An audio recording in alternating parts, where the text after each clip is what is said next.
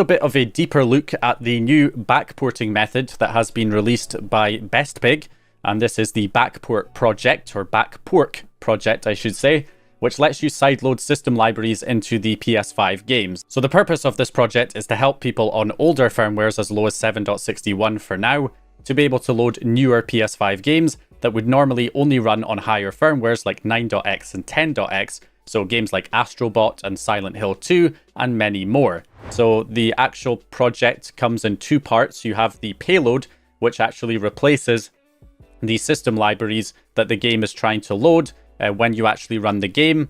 And the second part is the patches themselves, which are essentially system libraries that have been modified to remove any dependencies that require that higher firmware, so it can actually get them loaded on lower firmwares. So those are the two parts here.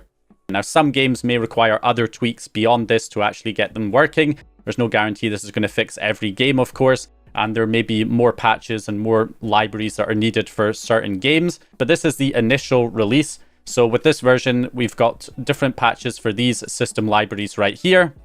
Now, the project does not actually provide the patched system libraries for you to use, and that's because the project would get taken down if they were included. So instead, you have these patch files, which can be applied to the system libraries that have been dumped from your own console. So pre-patched versions are circulating online, and I will cover the easy way installing the pre-patched versions, but I will also show you guys how you can apply the patches to your own files as well. As an example, let's say I'm on 7.61 firmware and I want to run a game like Astrobot, which normally requires a 9.x or 10.x firmware in order to run. So these patches are designed to patch the system libraries so that we can get 10.01 system libraries essentially working on 7.61 by stripping the dependencies that would cause it to crash normally on a 7.61 console. Okay, so starting with the easy method using the system libraries that have already been patched to run on the older firmware, which are these ones right here. So these are the SPRX files. So for a game like Astrobot, all we would really need to do is if I go onto my USB drive here, you can see I've got a homebrew folder and I've got the game dump in here, PPSA 21564-app. So if I go into this game folder, what we want to do is create a fake lib folder in here. So we right click, we create a new folder called fake lib. Now, of course, if your game dump already has this fake lib folder with some system library files already inside it, that would suggest that it already has a backport already set up. So you just need to run the backpork payload. And then when you load the game, it should initiate that backport and hopefully get the game running on your firmware. And then we essentially go into that folder and we open up our fake lib folder that contains our patched system files here. And you essentially want to copy them in. Now, you really want to test this with one module. If it doesn't work, try another module, because if you replace all of them, that's likely to cause instability and other problems. And it does mention in the actual project itself here, best practices, it's recommended to sideload as few libraries as possible, as there's no guarantee that there won't be side effects. So most games seem to only need 2 AGC libraries, but some games like Minecraft require additional libraries. So I would essentially just copy over the AGC libraries, which is the libsce agc.prx and libsce agc driver.prx. I would copy those two only into the fake lib folder, test with this, see if the game works. If it doesn't, if it requires additional ones, then you can copy, maybe some of these other ones over as well and see if it works with those. But most games should work with just these two, but some games may require one of the other ones or more of the other ones as well.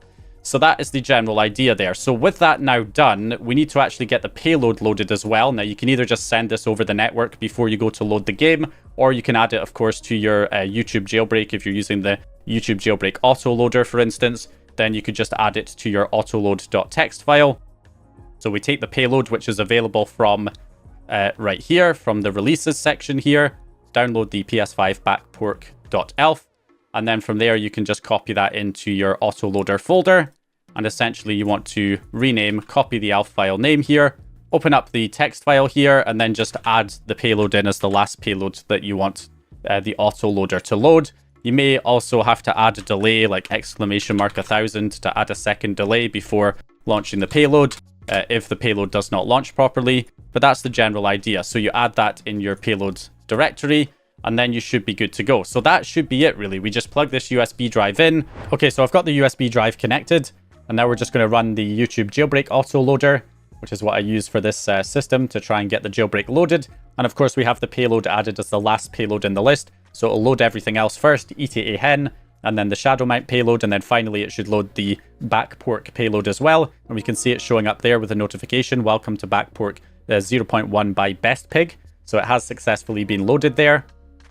Of course, you can load it separately through a payload injector if you prefer, but that is us got it loaded there. Now I am on a 10.01 system, so I'm not sure, you know, if it will do anything really, because obviously this is meant to be loaded on an older firmware like 7.61 to get it working, but I don't have a console on 7.61, but we'll try it anyway. We'll load Astrobot and see what happens. So obviously this game would run on 10.01 anyway, but we can see we get patch successful, waiting for the game to exit. So it has successfully applied the patch, and it looks like it is working. So we kind of expect that anyway on 10.01, but it has supposedly replaced the system modules. So if there was something wrong with the patched module, it would likely not load even on a 10.01 system. So obviously this is not a proper test because I'm on 10.01 and this game can run on this firmware anyway without a backport. But generally this is just a basic idea of how you actually get this set up. If you were trying to run this on an older firmware, a 7.61 or 8.x console that normally cannot run this game, that is the general idea on how you set this up. And when you go to close the game, you can see it comes up with another prompt saying the directory was removed successfully. So it mounts and unmounts the fake lib folder from the directory when you run and close the game. And that is working successfully with the payload. So that's how you can apply the pre-made patches if you're on an older firmware to try and get that game running on that firmware that normally requires a higher firmware to run. So now let's look at how we can apply the patches manually, as I will not be able to share the pre-patched versions in the description.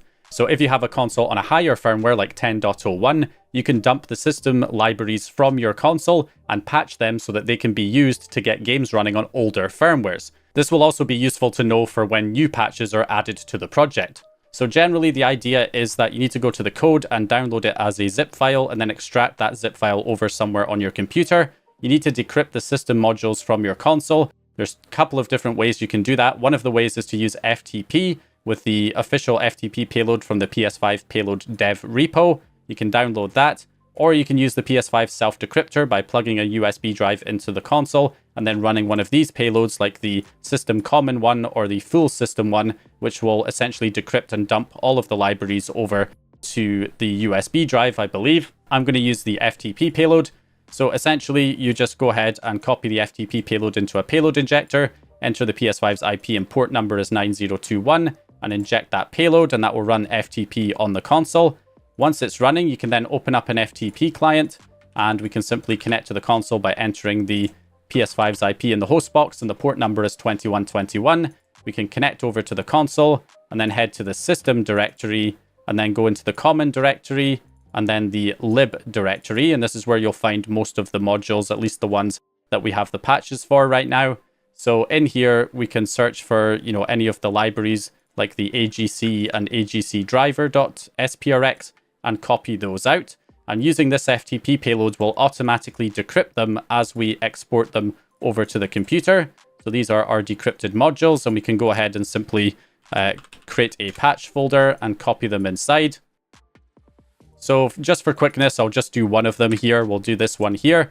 So to apply the patches, we can use this ROM patcher JS file here. The idea is that you take the library file itself and you copy that in as the ROM file. And then you take the patch from the BackPork project, which is right here. So we go to the patches and we take the patch for the same system module and we drag that in. And then we can simply apply the patch, and that will apply the patch to the library. We can then copy that patch file back over here to this folder. So here we have the original, and then we have our modified one, and we can simply delete the original, rename the modified one back to the same name, and that is our patched file right there. But it will not be executable on the console until we fake sign it, which we can do by using the make fself script. So I'll just drag this in here. I'll leave this stuff linked in the video description. And then we can simply, with Python version 3 installed, which is required for this, we can run the bat file here, and that will detect the module and fake sign it for us. And that should create our fake signed version of that patched module, or patched library, I should say, that you can then use to try and run a game on an older firmware. And you could do that with any one of the modules that there are patches available for, and release those so that people on older firmwares can use them to try and get their games running. That's the general idea, especially if any new patches come out. But of course, all of the patches that are currently available, we already have the pre-patched libraries available for those that you can just apply if you're on an older firmware. But for any new ones that come out, you'll be able to patch them yourself in the future. And of course, if you find this too complicated, you don't have to worry, because no doubt whatever game you're trying to run will receive some kind of backport available for it eventually, probably very soon, especially if it's a popular game. So likely you can just wait until there is a version available that has a backport already built in, and then you can just run the BackPork payload to get that game running on your older firmware. So anyway, that's going to do it for this one. Hope you guys enjoyed this video or found the information useful. If you did, please leave a like and subscribe. And as always, I'll hopefully